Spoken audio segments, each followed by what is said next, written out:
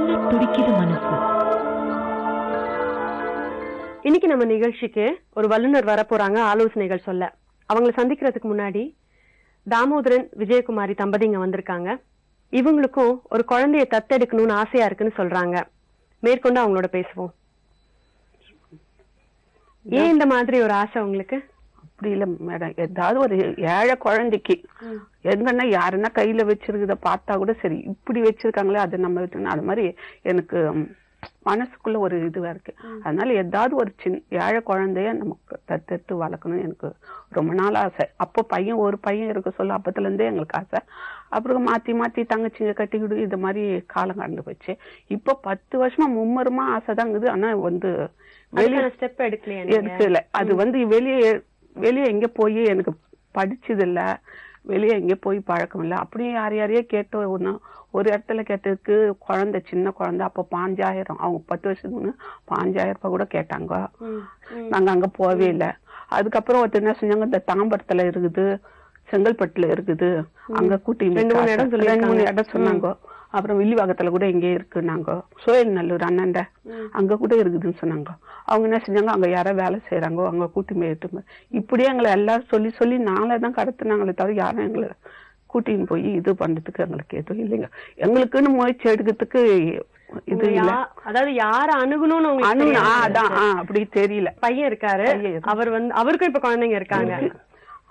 இந்த சூழ்நிலையில ஏன் ஒரு குழந்தைய தத்தெடுக்கணும்னு ஆசைப்படுறீங்க? எங்களுக்கு தண்ணி குடிக்கிட்டு யாரும் ஆளு எடுத்துக்கிறது ஆளு இல்லை மேடம். அதனாலதான் வந்துட்டு இல்ல மேடம், அவன் பையன் கல்யாணம் பண்ணின்னு அவன் தனியா அவங்க மாமியார் விட்டாரு. எங்கே தெரிஞ்ச கதை தான் இதுங்க. அவங்க கையில இருந்து நாங்க 10 ரூபாய் எதிர்பார்க்கல. நாங்களும் இது வரைக்கும் பேரனுக்கோ பேத்திக்கோ எல்லாத்துக்கும் அவனுக்கு வண்டி வாங்கி நாங்க தான் செலவு பண்ணிருப்போம் தவிர அவன் கையை நாங்க 10 ரூபாய் என்னைக்குமே எதிர்பார்த்தது. இன்னைக்கும் கஷ்டப்படுவேன், இன்னைக்கும் வீட்டுல இது பண்றேன். ஒன்னும் வசதியா ஒன்னும் இல்லை. ஏழையா இருந்தா கூட நம்ம குடிக்கிற தண்ணிய கூட இருந்து குடிச்சு அவருக்கு என்னன்னா நம்ம போயிட்டு அவளுக்கு துணையா இருக்கும், அவரு நான் போயிட்டுன்னா அவருக்கு துணை இருக்கும் அப்படின்ற ஒரு எண்ணமும் இருக்குது.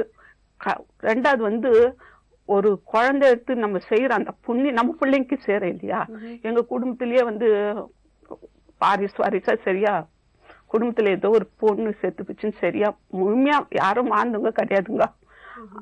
அத சொல்றேன்னு இவரு கூட இப்ப இவ்வளவு நாள இருக்கிறேன் நான் இருக்கேன். ஆனா வாழ சொல்ல அவர் கூட முழுமையா நான் 3 மாசம் கூட வாழ்ந்ததில்ல. அந்த ஒரு பையன் வயிற்றுல தேய்ச்சுன்னா அதுக்கப்புறம் அவர் சண்டை போட்டுட்டு போனாரு, திருப்பி வந்தாரு, இப்போ இருக்கிறாரு. இப்போ நம்ம செய்யற அந்த புண்ணியம் நம்ம இனி என் பேரன் பேத்திக்காவது அந்த புண்ணியம் சேரும். நம்மளுக்கும் ஒரு துணை கை இருக்கும். இப்போ தங்கச்சி பசங்க அப்படி இப்ப தங்கச்சி ஒண்ணு உடம்பு இதுல 10 வருஷம் நடந்ததுலயே தங்கச்சி ஒண்ணு உடம்பு சரியில்லாத கேன்சர் ஆகி இறந்துட்டா. எங்க தங்கச்சி கடைசி தங்கச்சி அவளையும் வளர்த்துது. 10 மாசம் அம்மா பெத்துதான் அது கட்டி கொடுத்தது. அப்பா ஆனா அப்பா இருந்தாரு, தைரியம் ஐடியா தான் நம்ம கிட்ட கேட்பாரு, எப்படி செய்யணுமா என்ன செய்யுது. 5 பொண்ணை பெற்று ஹர்ஷன் ஆண்டினோம். எங்க குடும்பம் கஷ்டமான குடும்பம் தான். இப்படி செய்யணும், இது நீ செய்ய, நான் ஒண்ணு கொடுக்குறேன் அப்படிதான். இப்போ ஒரு நாத்தனார் பொண்ணு கூட எடுத்துன்னு எங்க தங்கச்சிங்களும் ஹெல்ப் பண்ணாங்க. ஒரு ஏழை பொண்ணு, அது பொண்ணுன்னு பாக்கிறதுக்கோசம் தான் போனா அந்த வீட்டுல ஒண்ணுமே இல்லாத ரொம்ப நிலைமையான நிலைமையில தான். அப்புறம் கொண்டு அந்த வேலை கத்துக்கிட்டு கட்டி கொடுக்குறேன்னு சொல்லி சொன்னேன். அவங்க அப்பா கூட்டின்னு போயிடுமா, என்னால தான் எதுவும் முடியாது, நான் சம்பாதிக்கிறது எனக்கு தனி சாப்பிடும், இப்ப எங்க இருக்காருன்னு கூட தெரியாது அப்படி சொல்லிட்டாரு. சரி கூட்டின்னு என் தங்கச்சிங்களும் கொஞ்சம் ஹெல்ப் பண்ணாங்க. இப்போ கூட நானும் அவ சீக்கிரம் கல்யாணம் பண்ணிக்கிறேன்னு சொல்லி நாங்களும் பண்ணல. அவங்க அத்தையே பார்த்துட்டு அவங்க அம்மாவும் என் பொண்ணு அமிச்சிடு. இப்ப அவங்க பொண்ணு என்ன தொட்டு தானே கேட்டாங்க. அவங்க அத்தையே மாப்பிள்ளை பார்த்து முடிச்சுட்டாங்க. பார்த்தது மட்டும் அவங்கதான். நீங்க வளர்த்த பொண்ணு இப்ப ஒரு 3 வருஷமா எடுத்துன்னு அந்த 3 வருஷமா அவளை கட்டி கொடுத்து எவ்வளவு கஷ்டப்பட்டாங்க. அந்த பொண்ணு ஸ்கூலுக்குன்னா வாசப்படின்னு தெரியாது. அவங்க அம்மா அப்படி வச்சுட்டாங்க. பிறந்த சர்டிபிகேட் கேட்டாலும் இப்போ கல்யாணம் பண்ணா பிறந்த சர்டிபிகேட்டாவது கேக்குறாங்க, ஸ்கூல் சர்டிபிகேட் எதுவுமே அந்த பொண்ணு கிட்ட இல்லைங்க. அதுக்கு ரொம்ப கஷ்டப்பட்டு இது பண்ணி இப்பதான் ஞாயிற்றுக்கிழமை போய் சீமந்தம் கூட பண்ணிட்டு வந்தோம். அப்படி இருந்துட்டு இப்ப அவங்க பசங்க இப்ப நம்மளுக்குன்னு ஒண்ணு இருந்தா, நம்மளுக்கு முடியாம இருந்தா கூட நம்ம பேரன் பேச்சு அந்த பேரன் பேச்சு பாசம் கேக்குறேங்க. நானு எனக்கு என்னுடைய நிலைமை உங்களுக்கு புரியுதோ புரியலையே தெரியும். குழந்தைங்க வந்து தாயுடைய பாசத்தை கேட்கணுங்க. எனக்கு பேரன் பேத்தின்ற ஒரு பாசம். அது நம்ம பேரன் பேத்திங்க இருக்காங்க இல்லையா? இருக்கிறாங்க. அவங்க வீடு, அவங்க தனியா, அவங்க புள்ள, அவங்க ஒண்ணு இருக்கிறாங்க. உரிமைன்னு ஒண்ணு இருக்கு இல்லையா? அது அப்படி சொல்லலையே உரிமைன்னு. என் புள்ள நான் அந்த புள்ளைய வந்து 3 மாச குழந்தையிலேயே கொண்டு வந்து வளர்த்துட்டேங்க. பேரனை கூட 3 மாச குழந்தையிலேயே எப்படி தாய்கிட்ட இருந்து எடுத்துன்னு வந்து வளர்த்தேன்னு நீங்க கூட கேள்வி கேட்பீங்க. அந்த 3 மாசத்துலயும் அந்த அவளுக்கு 2வது புள்ள குழந்தை நின்னு போச்சு. அப்போ அது மழக்கமா மாசமாக்கணும் சரி கூடவே இருந்து பாத்துனேன். அதுக்கு எனக்கு வந்து ஆனா என் மருமை மேலயோ என் பையன் மேலயோ நான் குறை சொல்ல மாட்டேங்க. இன்னைக்கே சொல்றேன், அந்த சம்மந்தி எனக்கு சரி கிடையாது. அவங்கள 4 புள்ளையில ஒரு பிள்ளை எனக்கு அப்புறம் தான் இருந்தாங்க, 2 பொண்ணு ஒரு பிள்ளை. அந்த எல்லாத்தையுமே அவங்க கூடவே வச்சுன்னு தான் ஆசைப்படுறாங்களே தவிர அவங்களுக்கு இருக்குது ஒரு பிள்ளை தானே அதை சொல்றது. இப்ப சொந்தமா வீடு வாங்கி இடம் வாங்கி வீடு கட்டி இன்னும் பக்கத்திலே கொண்டு போய் வச்சுனாங்க. இப்ப வந்து என் பிள்ளைய நான் இவ்வளவு தொலைக்கு எதுக்கு விட்டுங்க, அதான் என் குடும்பத்துல இந்த மாதிரி நம்ம எதையும் கேட்டுக்கூடாது. அவங்களும் அது கடைசி வரைக்கும் நல்லா இருக்கணும், புரியுதுங்களா? அதனாலதான் நான் பிள்ளையும் எதையும் கேட்டுக்குது இல்ல, பொண்ணு கேட்டுக்கல. அவங்க எங்க இருந்தாலும் நல்லா இருந்தா. இந்த மாதிரி குழந்தைதான் தத்தெடுக்கணும்ன்ற என்ன இது இப்ப வந்தது இல்லைங்க, எனக்கு 20 வருஷம் கிட்டே. இப்போ ஒரு குழந்தைய பெத்து வளர்க்கறதுன்னா ஒரு அளவுக்கு செலவு, ஒரு அளவுக்கு இல்ல தெரியுது. நீங்க வந்து படிப்பு செலவெல்லாம் கனெக்ட் பண்ணீங்கன்னா ரொம்பவே செலவாகும் இல்லைங்களா? தெரியுதுங்க. அப்போ அதுதாங்க அதுக்கான பொருளாதார நிலைமை உங்களுக்கு இருக்கா?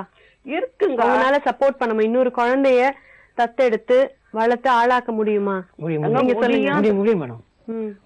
முடியும், சாதிச்சு காமிக்கணும். நீங்களே இன்னைக்கு இல்ல இன்னும் 10 வருஷம் பார்த்தீங்கன்னா நீங்களே கூப்பிட்டு எங்களை கேட்கணுங்க. சாதிச்சு காமிக்கணும் முடியும்ன்ற ஒரு இது என்ன பார்த்து அத மாதிரி 4 பேர் செய்யணுங்க. அந்த டிவில நீங்க அனாதை குழந்தைங்களும் அங்கங்க இருக்குது காமிக்கும் முதல்ல எனக்கு ரொம்ப மனசு கஷ்டமா. இப்படி ஆளுக்கு ஒரு பிள்ளை எடுத்து ஒரு வளர்த்தாங்கன்னா அந்த அனாதைன்ற வார்த்தைக்கே இல்லாத போவாங்க. அதுக்கான சில கண்டிஷன்ஸ், சில வரைமுறைகள் இருக்கு, சொல்லுங்க சரிங்களா? இந்த நிகழ்ச்சிக்கு ஒரு பொண்ணு தானே, ஒரு பேரம் பேத்தின்னு எடுத்து வளர்க்கறது ஒரு இதுவா இருக்க கூடாதாங்க. புள்ள பொண்ணுன்னு தான் எடுத்து வளர்க்கணுமா, பேரம் பேத்தின்னு எடுத்து வளர்க்கறோம். இப்போ சட்டப்படி இதை எப்படி அணுகணும்னு ஒரு வல்லுநர் வந்து சொல்லுவாங்க. அதுக்கு ஏத்த மாதிரி நீங்க அந்த வரைமுறைகள் அதுக்கெல்லாம் நீங்க உட்பட்டவங்களா இருந்தா கண்டிப்பா நீங்க தத்து எடுத்துக்கலாம், சரிங்களா? இப்ப வந்து வீட்லயே பாருங்க, இந்த கும்பலா இருந்து அம்மா வீட்டோட இருந்து கும்பலா வேற இருந்து பழகி போச்சு. எல்லாம் தம்பி தங்கச்சி பசங்க. இப்ப 2 பேரும் தனி வீட்டுல. உண்மையிலேயே நீங்க என்னென்ன கேளுங்க, சாப்பாடு கூட இங்க சாப்பிட பிடிக்கலங்க. சாப்பாடு ஆக்குறது ஒரு வேலை ஆகட்டும், ஒரு வேலை ஆக்குறது. நேத்து காலையில கூட கேளுங்க, முந்தா நாள் நைட்டு செஞ்சு நேத்து ஃபுல்லா இன்னைக்கு தான் செஞ்சேன். அந்த மாதிரி இப்ப ஒரு புள்ளா இருந்தது, ஒரு குழந்தை இருந்ததுன்னா அந்த குழந்தைக்கு செஞ்சுதான் ஆகணும், அந்த குழந்தைக்கு கொடுத்துதான் ஆகணும். இப்ப அதுக்கு செய்யற அந்த ஆர்வத்தில் நம்மளும் நம்ம சாப்பிடணும்னு இருக்கோம். புரியுதுங்களா? தனிமையா இருக்கீங்க, அந்த தனிமை ரொம்ப அத கொஞ்சம் புரிஞ்சுக்குங்க. எனக்கு ரொம்ப மனசு கஷ்டம் இல்ல, என்னால ரொம்ப பைத்தியம் பிடிச்ச மாதிரி ஆயிப்போச்சு. ஒண்ணு பைத்தியம் முடிச்சு ஆனா வெளியே ஆலயத்துக்கு ஒண்ணு நான் செத்து போயிடுவேன். எனக்கு ரொம்ப கஷ்டம் இல்லைங்க மேடம், அவ்வளவு மனசு கஷ்டமா இருக்குது. அது வந்து சின்ன வயசுல இருந்தே கட்டி கொடுத்து என்ன தனியா விட்டு பழகிட்டு இருந்தா கூட இவ்வளவு கஷ்டம் தெரியாதுன்னு அந்த குடும்பத்தோடு எங்க அப்பாவோடு இந்த வீட்டுல எல்லாம் இருந்து பழகிட்டு இன்னைக்கு 2 பேர் தனியா இருக்குது. எனக்கு ரொம்ப மனசு கஷ்டமாகுது மேடம். ஏயா நீங்க சொல்லுங்க, நீங்க எப்படி நினைக்கிறீங்க? உங்களுக்கு எப்படி இருக்கு? எனக்கு குழந்தை வாங்கணும் மேடம். இல்ல உங்க மனைவி ரொம்ப ரொம்ப கஷ்டப்படுது, ரொம்ப டென்ஷன் இருக்காங்க. டெய்லி இது மாதிரி தான். அது குழந்தை வேணும்ன்றாங்க டெய்லி. பேரம் பேத்திய ஒரு அளவுக்கு வளர்த்துட்டு மறுபடியும் அவங்க கிட்டே கொடுத்தது அந்த ஏக்கத்துல இருக்காங்க இல்லையா? சொல்ல துடிக்குது மனசு.